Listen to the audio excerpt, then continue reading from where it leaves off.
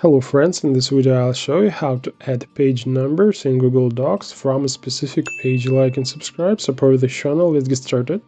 So if we need to start numbering from the second page, then Google Docs has a special option for this. Go to the Insert tab, Page Numbers, and select one of the two options for the top of the page or the bottom of the page.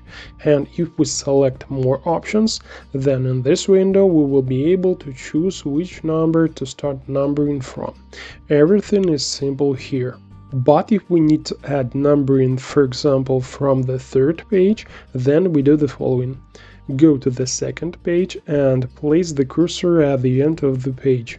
Next, add a section break, go to the Insert tab, Break, and select Section Break Next Page. The break has been added, and to see it, go to the View tab and select Show Non-Printing Characters. As you can see, all the invisible symbols have appeared, including the section break between the pages. Great, now we go to the third page, double-click on the footer area and the footer opens. Uncheck the Link to Previous checkbox, then click Options and Page Numbers. A window opened in which the second section has already been selected. Next, select where the numbering will be on the header or footer, and most importantly, in the Start At field, enter which number to start numbering from, with 3, 4, or any other numbers. Click Apply and the numbering is added from the third page.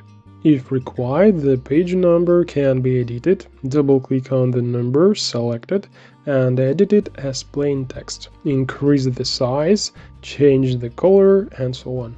And if necessary, we can move the page number to any place. We put the cursor in front of the number and move it using the Tab key to the right or backspace to the left. That's all, now we know a little more.